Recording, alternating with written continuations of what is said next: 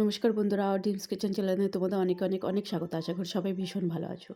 আজকের রেসিপি খাসির চর্বি দিয়ে আলুর দম। এই রেসিপিটি লুচি, পরোটা, নান কিংবা পোলাও, ফ্রায়েড রাইস সমস্ত কিছুর সাথে জাস্ট জমে যাবে, আর খেতেও অনেক সুস্বাদু হয়। চলো রেসিপিটি দেখে নেওয়া যাক। এর জন্য আমি আলু নিয়ে নিয়েছি, এইভাবে বড় বড় সাইজ করে কেটে নিয়ে আমি প্রেসারের মধ্যে লবণ হলুদ দিয়ে একটা সিটি দিয়ে নেব। দিয়ে দিলাম অল্প একটু জল। দেখো আলুগুলো মোটামুটি কুক হয়েছে।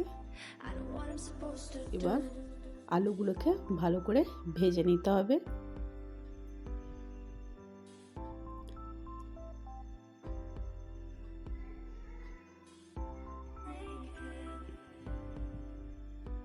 দেখো আলুগুলোকে লাল লাল করে ভেজে নিয়েছি।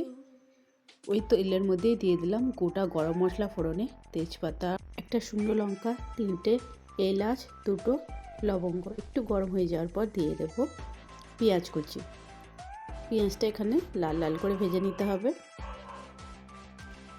আর অল্প একটু গোটা জিরেও আমি এর মধ্যে অ্যাড করেছি।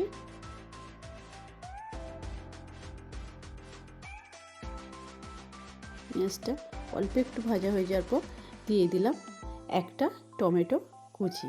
আমি ছোটো ছোটো করে টমেটোটা কুচিয়ে নিয়েছি, যাতে পেঁয়াজ টমেটোটা তাড়াতাড়ি নরম হয়ে যায়, সেই জন্য দিয়ে দিলাম একটু লবণ।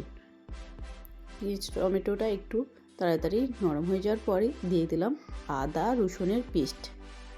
আমি 3 চামচের মতন আদা রসুনের পেস্ট এখানে ব্যবহার করেছি। আদা রসুনের কাঁচা গন্ধটা চলে যাওয়ার পর এর মধ্যে অ্যাড করে দেবো লঙ্কার গুঁড়ো। ঝালটা আপনারা বুঝিয়ে দেবেন যতটা খেতে চাইছেন। দিয়ে দেবো হলুদ গুঁড়ো, কাশ্মীরি রেড চিলি পাউডার, ধনিয়া গুঁড়ো 1 চামচ, জিরা গুঁড়ো 1 চামচ। তবে এই রেসিপিটা একটু ঝাল ঝাল হলে খেতে ভালো লাগে। মশলাটাকে খুব ভালো করে কষিয়ে নিতে হবে। মশলাটা কষানো হয়ে গেলে আমি এখানে নিয়েছি 200 গ্রামের মতন মাটন চর্বি। এটা এবার এখানে মশলার মধ্যে দিয়ে দিলাম। মশলার সঙ্গে চর্বিটাকে ভালো করে কষিয়ে নিতে হবে। আমি বেশ কিছুক্ষণ ধরে এইভাবে মশলার সঙ্গে চর্বিটাকে কষিয়ে নিচ্ছি, অল্প অল্প করে জল অ্যাড করে। প্রায় আমি 10 মিনিটের মতন এই প্রসেসে আমি চর্বিটাকে কষিয়ে নিয়েছি। দেখো চর্বি থেকে তেল ছাড়তে শুরু করে দিয়েছে, আর চর্বিটাও ভালো সিদ্ধ হয়ে গেছে। এই পর্যায়ে দিয়ে দেবো ভেজে রাখা আলুটা। চর্বির সঙ্গে আলুটাকে খুব ভালো করে মিক্স করে নিতে হবে। দেখো একটু কষিয়ে নেওয়ার পর দিয়ে দেব মটরশুঁটি। আমি অল্প একটু কাঁচা মটরশুঁটি এখানে ইউজ করেছি। আর দিয়ে দেবো ফ্রেশ ধনিয়া পাতা কুচি।